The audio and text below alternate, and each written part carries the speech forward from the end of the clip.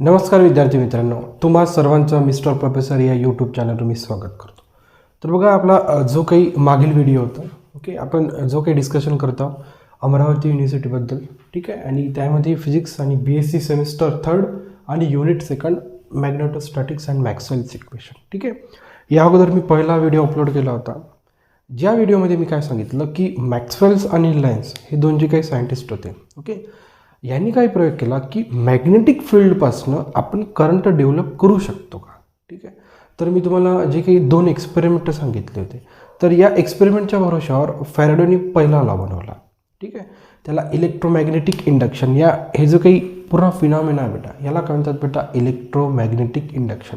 म्हणजे मॅग्नेटिक फील्डमुळे बेटा electric field तयार होऊन राहील, इंडक्शन आहे बघा. इलेक्ट्रोमॅग्नेटिक काय म्हटलं मी, इंडक्शन. इंडक्शन म्हणजे बेटा तयार झाली, त्या गोष्टीमुळे दुसरी गोष्ट काय झाली हो, तयार झाली, ठीक आहे. जो काही फॅराडेचा पहिला लॉ होता बेटा, ठीक आहे. पहिला लॉ काय म्हटलं होता मी की एक अशी कॉईल घेतली होती बेटा, ठीक आहे. एक कंडक्टिंग कॉईल आहे, ओके, एक कंडक्टिंग कॉईल आहे बेटा. ही कंडक्टिंग कॉईल अशी बेटा एक गॅल्व्हॅनेटरला मी काय केलेली आहे बेटा, अटॅच केलेली आहे. ओके, एक मेटल कॉईल आहे, एक मेटल कॉईल आहे, गॅल्व्हॅनेटरला काय केलेलं आहे बेटा, अटॅच केलं आहे पहिल्या एक्सपेरिमेंटमध्ये, ठीक आहे.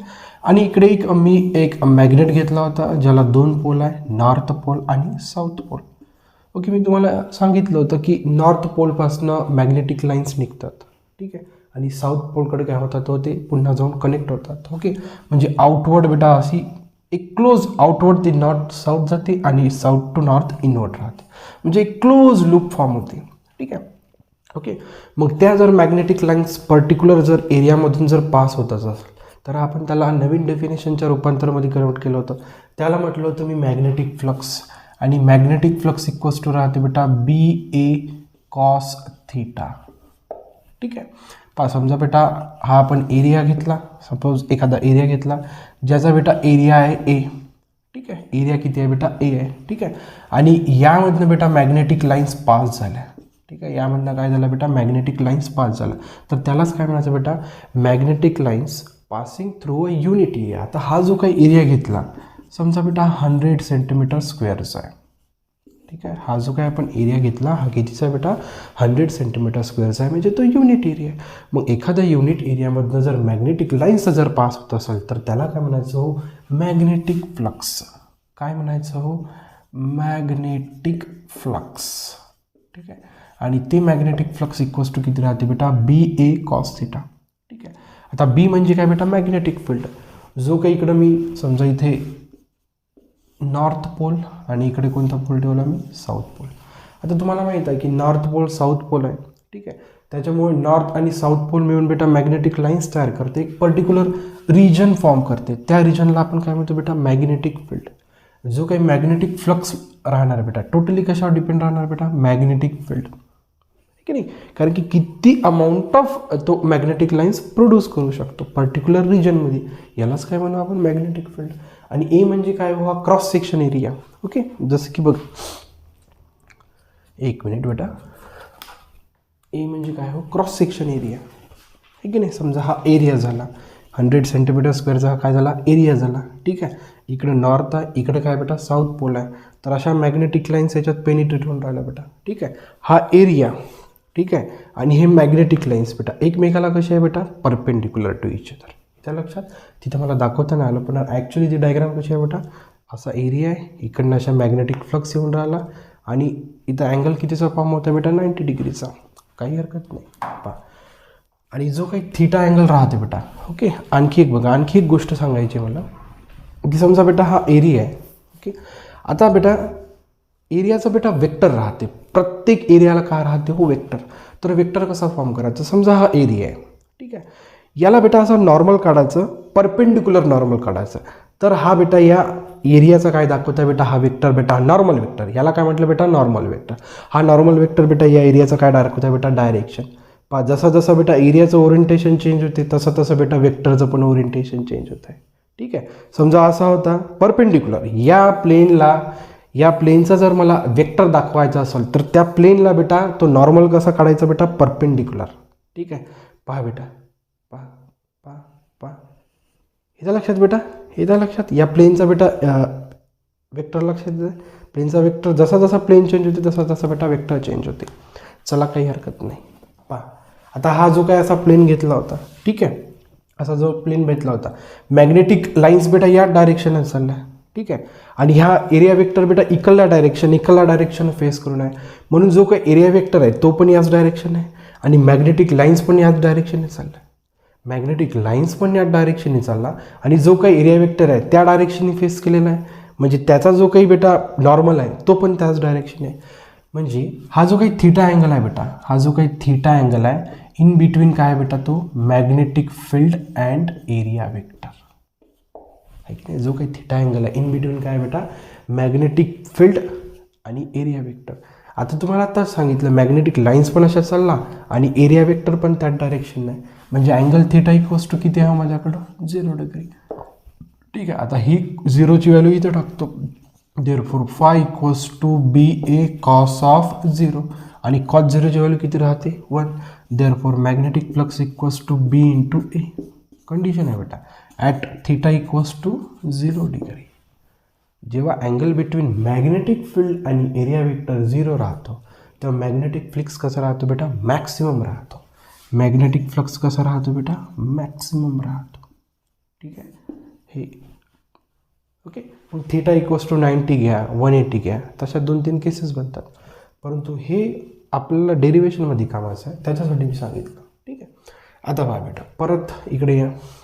ठीक आहे, पहा बेटा पहिला एक्सपेरिमेंट घ्या किंवा सेकंड एक्सपेरिमेंट घ्या. ओके, मी पहिला एक्सपेरिमेंट घेऊनच बेटा फॅरेडेचा फर्स्ट लॉ डिस्कस करतो. फर्स्ट लॉ डिस्कस केल्यानंतर आपण Faraday's integral form and differential फॉर्मकडे वळूया. बघा एक्सपेरिमेंट काय म्हणतो बेटा, आपल्याला याला काय करायचं बघा, दोन्ही रेस्टवर आहे, हा रेस्टवर आहे, ओके, हा रेस्टवर आहे. तर याच्यामध्ये बेटा कोणत्याच प्रकारचा इंड्यूस करंट किंवा इंड्यूस EMF डेव्हलप होत नाही, शक्यच नाही.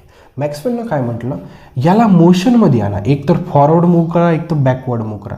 जसा या बेटा मी मॅग्नेटला फॉरवर्ड मूव्ह करतो, काय म्हटलं मी, जसं या मॅग्नेटला फॉरवर्ड मूव्ह करतो तर याच्यात बेटा डिफ्लेक्शन दाखवते. समजा या कॉईलमध्ये बेटा करंट या प्रकारे फ्लो झाला, कधी बेटा, जसं स्लोली मी याला इकडे आणत आहे. ओके, आणि बघा तुम्हाला माहीत आहे याच्यात काय बेटा, मॅग्नेटिक फ्लक्स, ठीक आहे ना, या डायरेक्शनने नॉर्थपासून बेटा मॅग्नेटिक लाईन्स काय बेटा निघतात.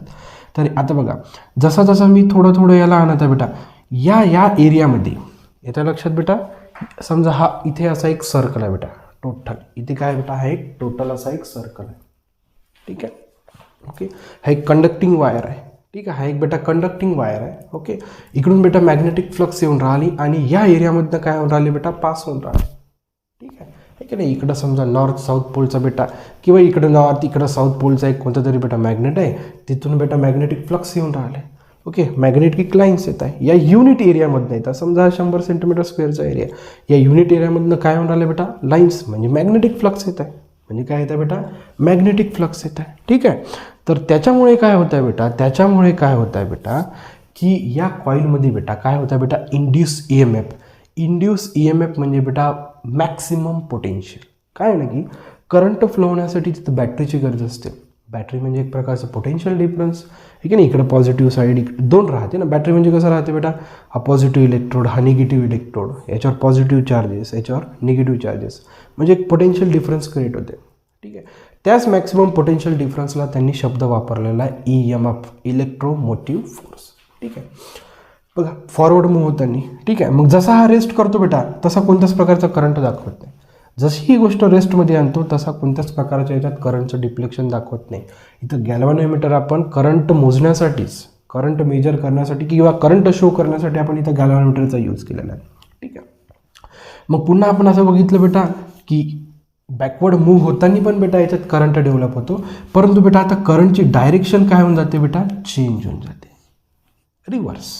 इकडे येताना करंटची डायरेक्शन खाली होती, इकडे वर होती, तिकडे जाताना इकडे वर झाली, इकडे काय झाली बेटा, खाली. करंटची डायरेक्शन काय झाली बेटा, चेंज. ओके, जो काही इथं करंट डेव्हलप झाला त्याला काय म्हटलं मी, इंड्यूस करंट. ठीक आहे, आता इंड्यूस करंट डेव्हलप झाला म्हणजे इंड्यूस EMF पण डेव्हलप झाला, इंड्यूस EMF. ओके, आता या इंड्यूस EMFला मी स्मॉल ई ना डिनोट करतो. ठीक आहे, पहा काय होतं बेटा, मॅग्नेटिक फ्लक्स. ओके बेटा, काय होतं बेटा, या एरियामध्ये काय होऊन राहिलं, या एरियामध्ये काय होऊन राहिलं बेटा, magnetic flux with respect to time change होत आहे. मी काय म्हटलं बेटा, जोपर्यंत हा रेस्टमध्ये होता तोपर्यंत कोणत्याच प्रकारचं डिप्लेक्शन, कोणत्याच प्रकारच्या या दोन्ही गोष्टी नव्हत्या. हा जेव्हा रेस्टमध्ये होता तेव्हा कोणी गोष्ट नव्हता. ही गोष्ट जशी मी मोशनमध्ये आणली, येत्या लक्षात, एकतर अशी न्या एकतर मागे न्या. ओके, म्हणजे स्लोली आरामसे. ठीक आहे. तेव्हा बेटा इंड्यूस करंट आणि इंड्यूस EMF डेव्हलप झाला. इंड्यूस EMF किंवा इंड्यूस करंट जो काही डेव्हलप झाला तो कशामुळे चेंज झाला बेटा, magnetic flux with respect to time काय होत आहे बेटा, चेंज. म्हणजे जो काही इंड्यूस EMF तयार झाला बेटा तो डायरेक्टली प्रोपोर्शनल आहे बेटा magnetic flux with respect to time काय होता बेटा, चेंज. ओके, याचा अर्थ काय बेटा, magnetic flux okay changing okay with respect to time. Magnetic flux जर विथ रिस्पेक्ट टू टाईम जर चेंज होत असेल तर तिथं काय फॉर्म होतं रे, इंड्यूस EMF. त्या कॉईलमध्ये काय तयार होते बेटा, एक बॅटरीसारखं पोटेन्शियल डिफरन्स डेव्हलप होते. मग पोटेन्शियल डिफरन्स डेव्हलप झालं तर त्याच्यात काय फ्लो व्हायला लागते बेटा, करंट. क्लिअर. बस हाच तर फॅरेडेचा फर्स्ट लॉ आहे. इथे लक्षात बेटा. ओके, त्यानंतर बघा पण छोट्या छोट्या गोष्टी आहे, मेनली त्यासाठीच मी युनिटची सुरुवात तशी केली होती. ठीक आहे. पहा आता बघा, induce EMF is directly proportional to the d∅dt. ठीक आहे. प्रपोर्शनॅलिटी साईन आहे. प्रपोर्शनॅलिटी साईन जर काढायची असेल ओके तर इक्वॅलिटी साईन घेतो आणि एक कॉन्स्टंट k घेतो. ओके, -k कॉन्स्टंट आहे आणि d∅dt. येतं लक्षात बेटा. पहा याच्यानंतर एक नेक्स्ट स्टेप लक्षात ठेवा. प्रपोर्शनॅलिटी साईन काय करत आहोत आम्ही, हटवण्याचा प्रयत्न करतो. प्रपोर्शनॅलिटी जेव्हा साईन काढतो तर हे दोन टर्म्स इन्क्लूड होतात, एक इक्वॅलिटी साईन आणि एक कॉन्स्टंट. तर जो काही कॉन्स्टंट मी इन्क्लूड केला तो किती आहे बेटा, -k d∅dt. ओके, आणि फॉर प्रॅक्टिकल पर्पजेस बेटा k ची व्हॅल्यू किती घ्यावं लागते आपल्याला, 1. Therefore induce EMF equals to -d∅dt. ठीक आहे. This is your Faraday's first law. दोन लॉ आहेत आहे आपल्याला. ठीक आहे. This is your Faraday's first law, that is induce EMF is equals to -d∅dt. Okay, म्हणजे magnetic flux with respect to time काय होत आहे बेटा, चेंज होत आहे. ओके, d∅dt चा अर्थ असतो आहे magnetic flux is changing with respect to time which creates induce EMF in a coil. Clear. आता ठीक आहे, तुम्हाला प्रश्न पडला असा की सर बा ही मायनसचं साईन सांगितलीच नाही तुम्ही, मायनसची साईन कुठून आली. काही टेन्शन घ्यायचं नाही. बघा यासाठी आपल्याला लेन्झ लॉ शिकावं लागतं. एकदम अगदी छोटा आहे, 2 मिनिटात तो लॉ पण कम्प्लीट होऊन जाईल. पहा बेटा, पहा 2 केसेस डिस्कस करतो मी. ही कॉईल घेतलं बेटा. ओके, इथं एक बार मॅग्नेट घेतला नॉर्थ आणि साऊथ. ओके, ही एक सेकंड कॉईल घेतली बेटा, परत तोच बार मॅग्नेट घेतला नॉर्थ आणि साऊथ डायरेक्शन. ठीक आहे. या मॅग्नेटला बेटा फॉरवर्ड मूव्ह करतो आणि या मॅग्नेटला बेटा इकडे मूव्ह करतो. ठीक आहे. या मॅग्नेटला इकडे मूव्ह करताना समजा असं करा बेटा की करंट ओके अशी डेव्हलप झाली क्लॉकवाईज. ठीक आहे. ओके, फॉरवर्ड मूव्ह करताना. ओके, रिव्हर्स मूव्ह करताना करंटची डायरेक्शन काय होणार बेटा, चेंज. इकडे अशी वर चालली तिकडे खाली येणार, इकडे खाली चालली ती इकडे काय होणार बेटा, वर जाणार. ओके, हे तुम्हाला समजलं. ओके, लेन्झ लॉ आपण शिकत आहोत. लेन्झ लॉ बेटा ही मायनस साईन का बरं आली ते आपल्याला सांगण्यासाठी लेन्झ हा सायंटिस्ट होता. बघा बेटा, मॅग्नेटिक फ्लक्स आहे की नाही, काय होणार बेटा याच्यातून मॅग्नेटिक फ्लक्स पास होणार आहे की नाही. ही कॉईल समजा बेटा अशी ठेवलेली आहे, इथं मला दाखवता येणार तर ती कॉईल अशी ठेवलेली आहे. ठीक आहे, समजा हे असं करतो ना, हे दोन्ही कॉइल्स अशी ड्रॉ करतो. ठीक आहे, म्हणजे ती कॉईल अशी ठेवलेली आहे. या लक्षात, कॉईल असा ठेवलेला आहे आणि इथं तो हे ठेवलेला आहे जो काही आपण मॅग्नेट घेतला. पहा बेटा, मग हे मॅग्नेटिक फ्लक्स असे पास होणार या कॉइल्समधून. ठीक आहे, मॅग्नेटिक फ्लक्स असे पास होणार. मग magnetic flux with respect to time change होत आहे, कारण की जसं जसं आपण पुढे आणतो तसा तसा बेटा टाईम वाढायचा, 1 सेकंद 2 सेकंद. म्हणजे magnetic flux with respect to time change होत आहे, ज्याच्यात काय प्रोड्यूस झालं बेटा, इंड्यूस EMF. ओके, तर मला काय म्हणायचं आहे, जो काही याच्यात इंड्यूस EMF प्रोड्यूस झाला तो कोणामुळे प्रोड्यूस झाला बेटा? Magnetic flux. कोणामुळे प्रोड्यूस झाला बेटा? Magnetic flux. आणि मॅग्नेटिक फ्लक्स कोणामुळे प्रोड्यूस होता बेटा? या बार मॅग्नेटमुळे. म्हणजे इनडायरेक्टली जे काही याच्यात इंड्यूस EMF क्रिएट होत आहे, जो काही याच्यात इंड्यूस EMF क्रिएट होत आहे तो कशामुळे क्रिएट होत आहे बेटा? या बार मॅग्नेटमुळे. कशामुळे क्रिएट होत आहे बेटा? बार मॅग्नेटमुळे. इथं लक्षात बेटा, जो काही इंड्यूस EMF या कॉईलमध्ये क्रिएट होत आहे तो कशामुळे क्रिएट होत आहे? या बार मॅग्नेटमुळे. तर लेन्झ लॉ काय म्हणते बेटा? जो काही इंड्यूस EMF या दोन्ही कॉईलमध्ये क्रिएट होऊन राहिला तो काय करतो बेटा? या बार मॅग्नेटच्या या मोशनला काय करतो? अपोज करतो. म्हणजे काय? ठीक आहे. आता या फॉरवर्ड डायरेक्शननी हा बार मॅग्नेट येऊन राहिला तर याच्यात जो काही इंड्यूस EMF किंवा जो काही पोटेन्शियल डिफरन्स क्रिएट झाला तो काय करतो बेटा? याला काय करतो बेटा? बॅकवर्ड ढकलण्याचा फक्त प्रयत्न करतो. अपोज करतो म्हणजे काय बेटा? हा फॉरवर्ड येत आहे तर याला बॅकवर्ड पुश करण्याचा प्रयत्न करतो. कोण? याच्यातला इंड्यूस EMF. याचं लक्षात. इथे बेटा हा तिकडे चालला तर याला इकडे आणण्याचा प्रयत्न करतो. कोण बेटा? याच्यात प्रोड्यूस झालेला इंड्यूस EMF. म्हणजे इंड्यूस EMF ज्याच्यामुळे प्रोड्यूस झाला त्यालाच काय करून राहिला? Induce EMF oppose. म्हणून ही मायनसची साईन आली बेटा. याचं लक्षात. ज्याच्यामुळे इंड्यूस EMFच प्रोड्यूस झाला तो त्यालाच अपोज करून राहिला. म्हणजे पूर्णपणे अपोज नाही करत, म्हणजे पूर्ण त्याला ढकलून नाही देत, अपोज करतो. Just oppose. क्लिअर. त्याच्यामुळे ही निगेटिव्ह साईन आली. ठीक आहे. चला इथपर्यंत काही प्रॉब्लेम नाही. आता बघा बेटा, त्यानंतर आपण Faraday's integral and differential form बघून घेऊया. ठीक आहे. अगदी सोपे आहे ते.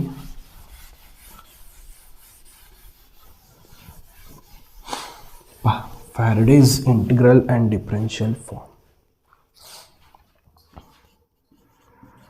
Faraday's integral and differential form.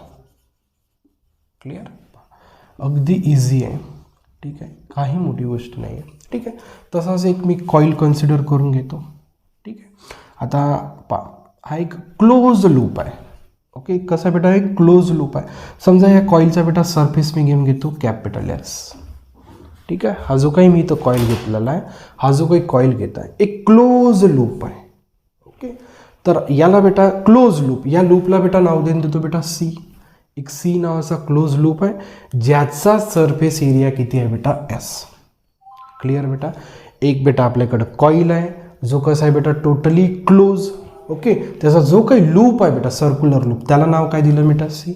आणि या जो काही लूपचा जो काही हा सरफेस एरिया आहे याचं नाव काय दिलं बेटा? S. चला इथपर्यंत काही प्रॉब्लेम नाही. ओके.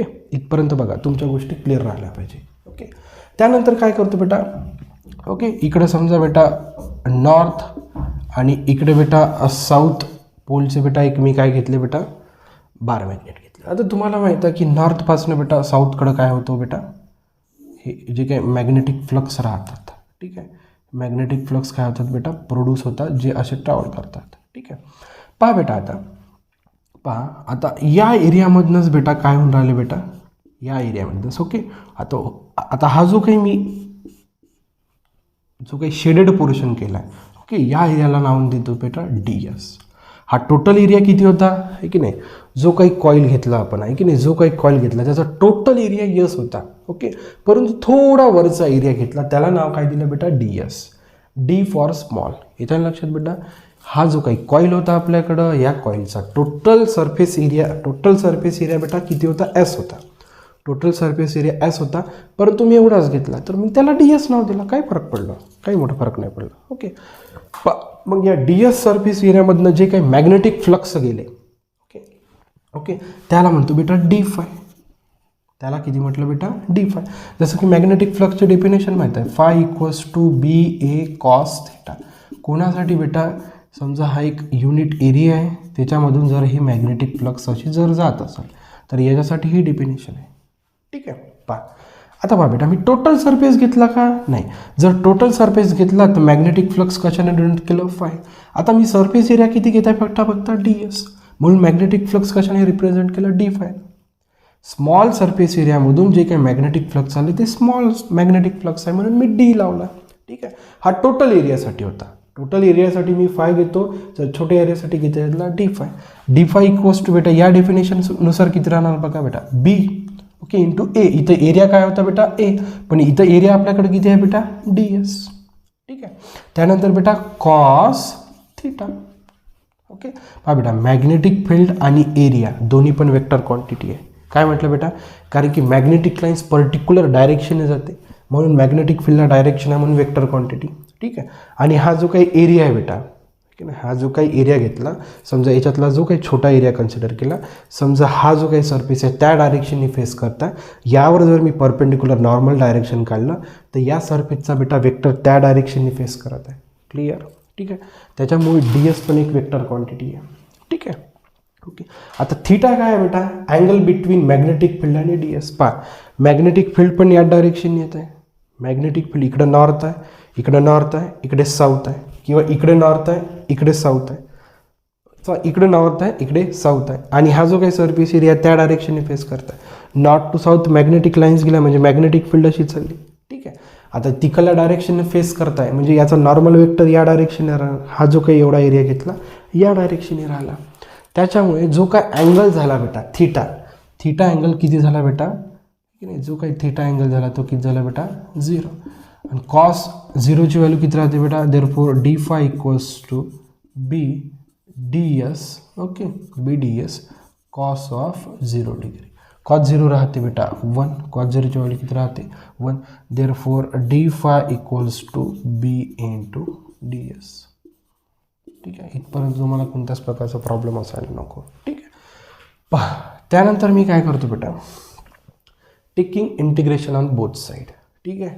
याला म्हणा इक्वेशन नंबर 1. लक्षात बेटा इक्वेशन 1 पर्यंत तुम्हाला काही प्रॉब्लेम नाही. आता काय करायचं इक्वेशन 1ला टेकिंग इंटिग्रेशन, बघा taking integration on both side. ठीक आहे. इक्वेशन 1 लिहून घ्या. बघा लेफ्ट हँड साईडला आहे डी फाय. ठीक आहे. राईट हँड साईडला तुमच्याकडे काय आहे बेटा डी बी आणि डी एस. ठीक आहे. दोन्ही वेक्टर क्वांटिटी. ठीक आहे. इंटिग्रेशन घ्यायचं आहे. बघा बेटा इंटिग्रेशन आणि डेरिव्हेशन काय होते बेटा कॅन्सल. ओके म्हणजे फक्त काय होतं तुमच्याकडं फाय. ठीक आहे. आता तर फोर सरफेस इंटिग्रल डी बी इंटू डी एस. पहा बेटा. ओके. आता हा बेटा एक सरफेस आहे. हा जो काही लूप आपण इथे फॉर्म केलेला आहे. ओके हा एक काय बेटा सरफेस, म्हणून त्याचा इंटिग्रल घेताना काय करावं लागतं बेटा सरफेस इंटिग्रल असं दाखवायचं. डबल इंटिग्रल घ्यायचं ॲस लिहायचं. याचा अर्थ काय झाला बेटा सरफेस इंटिग्रल. इथपर्यंत काही प्रॉब्लेम नाही. याला इक्वेशन नंबर 2 करा. ठीक आहे. आता काय करा बेटा okay differentiate with respect to T करा. Differentiate equation 2 with respect to time. With respect to time.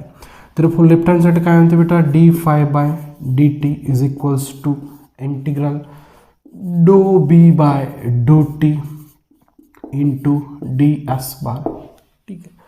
काही प्रॉब्लेम नाही. आता इक्वेशन 1 घेतला. इक्वेशन 1चं काय केलं मी इंटिग्रल घेतलं. इंटिग्रल आणि डेरिव्हेटिव्ह कधी सोबत नाही राहू शकत म्हणून इंटिग्रेशन आणि डेरिव्हेटिव्ह कॅन्सल काय झालं आणि लेफ्ट हँड साईडला उठला आपल्याकडे फक्त मॅग्नेटिक फ्लक्स. आणि राईट हँड साईडला जो काही इंटिग्रेशन घ्यायचं आहे या लूपचा. ठीक आहे. मला सरफेस इंटिग्रल घ्यायचं आहे. एक लूप आहे एक सरफेस आहे. That's why. क्लिअर. इक्वेशन 2 पर्यंत काही प्रॉब्लेम नाही. मग इथे काय केलं मी इक्वेशन 2ला डिफरन्शिएट विथ रिस्पेक्ट टू काय केलं टाईम. तर लेफ्ट हँड साईड जाईल D phi by D T is equals to this much. ठीक आहे. मग सर इथपर्यंत काही प्रॉब्लेम नाही. मग तुम्ही इथं डो बाय डो टी का बरं घेतलं, पार्शियल डेरिव्हेटिव्ह का बरं यूज केला. बघा याचं पण रिझन आहे. आपण पार्शियल डेरिव्हेटिव्ह कुठे यूज करतो बघा जेव्हा एखादी क्वांटिटी, बघा माझ्या शब्दांकडे लक्ष द्या, जेव्हा एखादी क्वांटिटी 2 इंडिपेंडंट क्वांटिटीवर डिपेंड राहते तिथं आपण पार्शियल डेरिव्हेटिव्ह यूज करतो. ओके. आता कोणती क्वांटिटी आहे बेटा पार्शियल डेरिव्हेटिव्ह मी कोणत्या क्वांटिटीसाठी यूज केली मॅग्नेटिक फील्ड. तर मॅग्नेटिक फील्ड बेटा स्पेस किंवा याला सरळ म्हणा पोझिशन, काय म्हणा सरळ पोझिशन आणि टाईम. पहा बेटा इकडे समजा नॉर्थ पोल आहे, इकडे साऊथ पोल आहे. नॉर्थ पोलपासून मॅग्नेटिक लाईन्स अशा निघते. बरोबर आहे. तर बघा हा झाला ए पॉईंट, हा झाला बी पॉईंट, हा झाला सी पॉईंट, हा झाला डी पॉईंट. तर प्रत्येक position A position B position C position D position प्रत्येक पोझिशनला बेटा मॅग्नेटिक फील्ड काय होतं बेटा चेंज होत आहे. मग ए पोझिशनवर असताना 1 सेकंद, बीवर 2 सेकंद, 3 सेकंद, 4 म्हणजे विथ रिस्पेक्ट टू टाईम आणि with respect to position magnetic field काय होत आहे, चेंज होते. म्हणजे जी काही मॅग्नेटिक फील्ड आहे 2 क्वांटिटीवर डिपेंड आहे, म्हणून त्याच्यासाठी मी काय यूज केलं बेटा, पार्शियल साईन. ठीक आहे. मग आता बघा बेटा, याला म्हणा इक्वेशन नंबर 3. ना using Faraday's first law E equals to minus D phi by D T. ठीक आहे. मग पहा बेटा, therefore minus E equals to D phi by D T. मग आता डी फाय बाय डी टीच्या जागी काय यूज करू शकतो बेटा, मायनस ई इक्वेशन 3 मध्ये. Therefore minus E is equals to surface integral del B by del T into D S bar.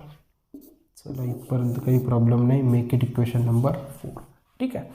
पहा बेटा, आता पुन्हा एक छोटा कॉन्सेप्ट आहे. आता जो काय आपण कॉईल घेतला इथे इनिशियली, ठीक आहे, या कॉईलमध्ये काय तयार झालं बेटा, induce E M F. Induce E M F म्हणजे काय म्हटलं बेटा, मॅक्सिमम पोटेन्शियल. ठीक आहे. जसं आता समजा बेटा 2 इलेक्ट्रोड्स आहे. ओके, इथं बेटा पॉझिटिव्ह चार्जेस आहे, इथं कोणते चार्जेस आहे बेटा, निगेटिव्ह चार्जेस. आणि एका ठिकाणी पॉझिटिव्ह चार्जेस आहे, एका ठिकाणी निगेटिव्ह चार्जेस आहे. मग इथं काय डेव्हलप होतं बेटा, इलेक्ट्रिक फील्ड. इलेक्ट्रिक फील्डची डायरेक्शन कुठं राहते बेटा, पॉझिटिव्ह टू निगेटिव्ह. म्हणजे positive to negative, positive to negative, positive to negative. इथं लक्षात बेटा, जिथं पोटेन्शियल आहे किंवा जिथं बॅटरी आहे तिथं काय तयार होते बेटा, इलेक्ट्रिक फील्ड. कशाने डिनोट करायचं बेटा, ई, आणि त्याच्या डोक्यावर वेक्टर क्वांटिटी. इलेक्ट्रिक फील्ड कशी केली आहे, वेक्टर. का बरं, कारण की इलेक्ट्रिक फील्डची डायरेक्शन राहते नेहमी पॉझिटिव्ह टू निगेटिव्ह. मग आता आपण काय म्हटलं बेटा, याच्यात मॅग्नेटिक फ्लक्सचं व्हेरिएशन झालं. मॅग्नेटिक फ्लक्सच्या व्हेरिएशनमुळे याच्यात काय तयार झालं बेटा, induce E M F. Induce E M F म्हणजे पोटेन्शियल. पोटेन्शियल तयार झालं म्हणजे बेटा इलेक्ट्रिक फील्ड तयार झाली. असं समजा बेटा, याचा हाफ पोर्शन बेटा पॉझिटिव्ह सारखा ॲक्ट करता, हाफ पोर्शन बेटा निगेटिव्ह सारखा ॲक्ट करता. आणि इलेक्ट्रिक फील्डची डायरेक्शन कशी राहते बेटा, positive to negative, positive to negative, positive to negative. ठीक आहे. मग याच्यात जो काही प्रोड्यूस होणारा बेटा ई एम एफ राहते तो राहतो बेटा line integral of electric field into D L. याच्या लक्षात बेटा, याच्यात प्रोड्यूस होणारा, या कॉईलमध्ये जो काही प्रोड्यूस होणारा ई एम एफ राहतो त्याची व्हॅल्यू किती राहते बेटा, line integral of electric field. Okay, D L काय झाला बेटा, बघा या लूपची टोटल लेंथ एल झाली बेटा, डी एल बेटा स्मॉल लेंथ झाली. डी एल काय झाली बेटा, स्मॉल लेंथ, इथून समजा इथपर्यंत. मग त्याचा जर इंटिग्रल केला तर टोटल ई एम एफ मिळाला आपल्याला. ठीक आहे. म्हणून पहा इक्वेशन 4मध्ये ईच्या जागी मी किती यूज करतो बेटा, तो line integral minus of line integral E D L is equals to surface integral del B by del T into D S bar. ठीक आहे. आता ही मायनसची साईन बेटा इकडे देऊन द्या, झालं. This is your Faraday's integral form. This is your Faraday's integral form.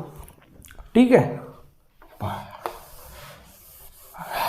आता बघा डिफरेन्शियल फॉर्म बघून घेऊया. This is your Faraday's integral form. What is Faraday's integral form, line integral of electric field is equals to minus of surface integral dou b by dou t into ds. ठीक आहे. Make it equation number 5 which gives the Faraday's integral form. आता बघा Faraday differential form एकदम सोपा आहे. By using Stokes law.